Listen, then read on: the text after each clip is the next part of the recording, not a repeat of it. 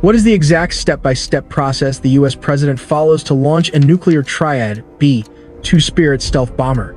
It begins with a biscuit.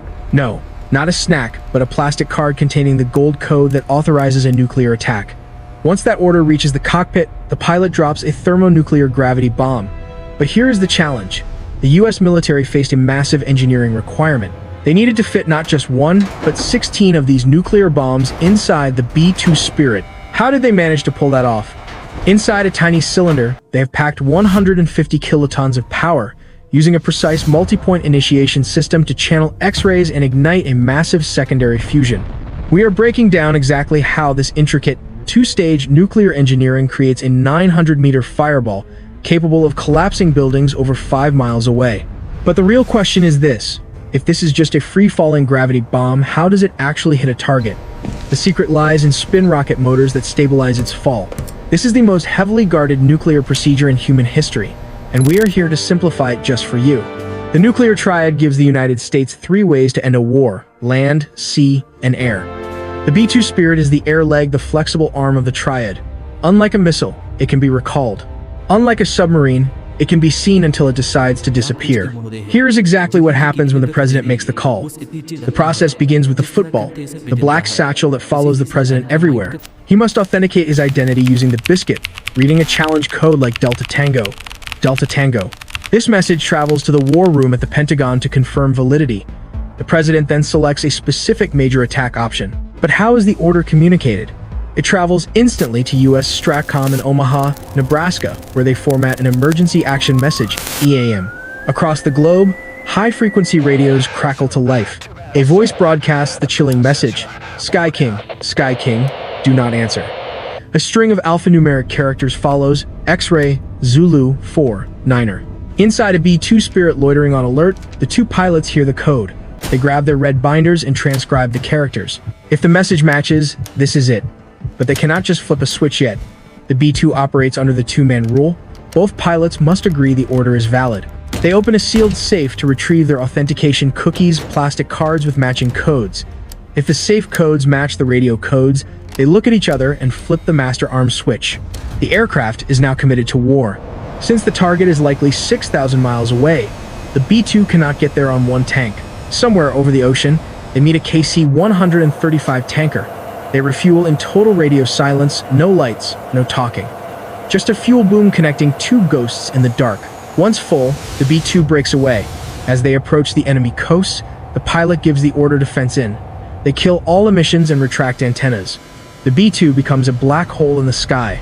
Inside the bomb bay, the rotary launcher assembly powers up, energizing the B-60 on a -12 nuclear bombs. The red pre-arm lights turn green. The B-2 is the only nuclear weapon system that puts a human eye on the target. The pilot flies directly over the coordinates.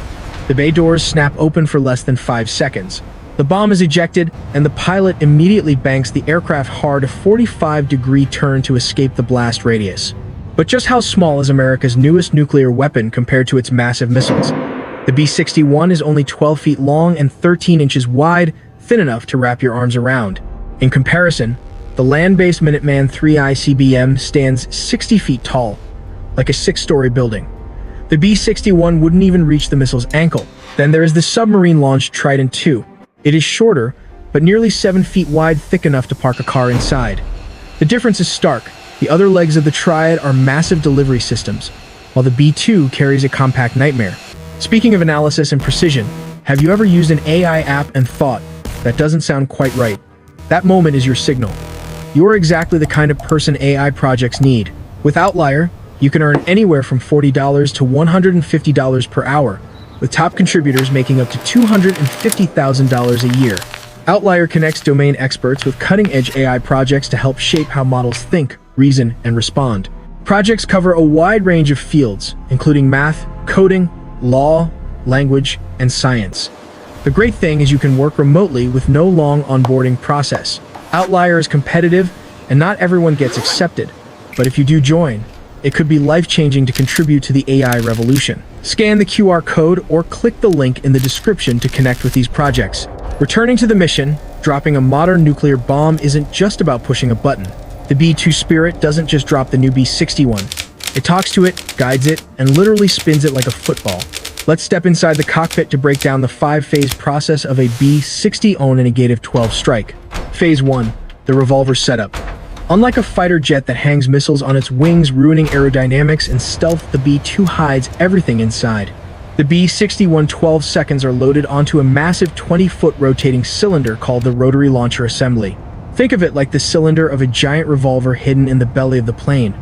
Before the drop, the pilot uses a digital interface to dial in the bomb, setting the explosive yield and burst height while airborne. Phase 2. Stealth penetration. The B-2 is a penetrating bomber. It flies directly over the target. But what if the enemy is jamming GPS? That is where the radar-aided targeting system, RATS, comes in. The B-2 takes a quick radar snapshot of the ground, determines its exact location without satellites, and feeds those coordinates to the bomb seconds before the drop. Phase 3. The drop. We are now overhead. The pilot authorizes release and the massive bay doors snap open. This is the most dangerous second of the mission because that open cavity makes the stealth bomber visible to radar. The launcher rotates the bomb to the bottom. Gravity isn't fast enough, so pneumatic pressure forcibly ejects the bomb downwards to punch through the airflow. Bam, doors closed, stealth restored. Phase 4 is where the B-60 on a negative-12 shows off. Immediately after ejection, spin rocket motors on the bomb's body ignite.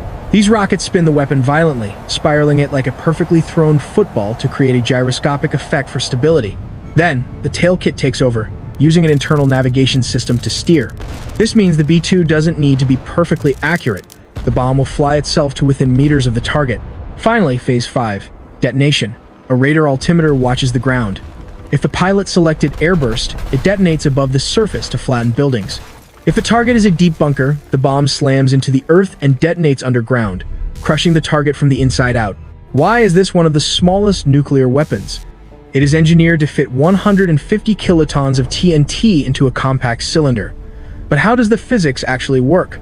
It starts with the primary stage, the trigger. A multi-point initiation system detonates high explosives around the core at the exact same microsecond. This perfectly symmetrical explosion crushes the plutonium pit, starting a fission reaction. Once the primary explodes, it blasts intense X-rays down the interstage channel. These X-rays strike the secondary stage, turning the casing into plasma and compressing the fusion fuel until it ignites. This creates a fireball, roughly 900 meters wide. At 2.3 miles, residential buildings collapse. At 5.5 miles, windows shatter from the shockwave. But why is the B-2 Spirit the ultimate choice for delivering this weapon? To find the answer, let's analyze the airframe. The composite wingtip comprises the ribs of the outer wing. The integral fuel tanks hold approximately 167,000 pounds of fuel, enough to fill 2 tanker trucks. This massive reserve allows the B-2 to penetrate 6,900 miles into enemy territory. With the rotary air refueling system hidden in the fuselage, the B-2 can extend its range to 12,000 miles, remaining airborne for 44 hours. That is nearly 2 days in the air, a remarkable engineering feat. All that fuel is consumed by 4 General Electric F-118 turbofan engines, each producing 17,300 pounds of thrust. But look at the side profile. The engines are buried deep within the airframe, with an S-curve duct in front and behind. This reduces the heat signature by blocking the radar line of sight to the fan blades. Air is drawn in, compressed, and ignited in the combustor, reaching temperatures of 1,000 degrees Celsius. The expanding gas drives the turbines to produce thrust. Crucially, the B-2 does not use afterburners, as they would ruin its stealth. Instead, the exhaust is mixed with ambient air before exiting the airframe to significantly lower the temperature and remain undetected. Control surfaces are another engineering marvel. A conventional aircraft has ailerons, elevators, and a vertical rudder. The B-2 has none of the standard surfaces. You will notice no leading-edge slats and no vertical stabilizer, as vertical structures reflect radar waves. Instead, the B-2 uses split drag rudders and elevons along the trailing edge. These surfaces move independently to achieve roll and pitch, but there is a catch. Without a vertical tail, how do you steer? The split drag rudders provide directional stability. Each rudder consists of 2 panels that swing out vertically. When the pilot pushes the left rudder pedal, the left split rudder opens, creating drag that pulls the aircraft to the left. It is a brilliant workaround for a flying wing. The B-2's construction materials are equally specialized. The edges are made of fiberglass epoxy to reflect radar, while the main wing structure is graphite epoxy. The crew station is aluminum, but the areas exposed to engine heat are titanium. Finally, fiberglass polyamide is used for heat-resistant stealth. The paint itself is a $1 billion technology involving radar-absorbing material, RAM, a polymer applied to surfaces to trap radar waves. Moving to the belly of the beast, we find the weapon adapter suspension. While the B-2 looks sleek, it can carry 80 Mark 82 bombs, totaling 40,000 pounds of ordnance. Depending on the mission, it can switch to the rotary system to carry 16 AGM-158 missiles. These missiles unfold their wings and travel up to 230 miles to their target. So, why do we need the B-2 when we have the B-52 Stratofortress and the B-1 Lancer? The strategy relies on synergy. The B-2 acts as the kick-down-the-door force. Its stealth allows it to penetrate deep into enemy airspace to destroy high-value air defense systems like the S-400 Triumph. Once the radar threats are neutralized, the B-1 Lancer flies low to take out older anti-aircraft guns. This clears the way for the conventional B-52 seconds to sweep in with massive payloads without facing threats. This hierarchy is why the B-2 remains critical. There are only 19 units in service, and they are the key that unlocks the enemy's door. That is a wrap on the nuclear triad. We have broken down the Minuteman silos and the Trident submarines in previous parts. Don't miss our next deep dive into military engineering. Subscribe and hit the notification bell for more.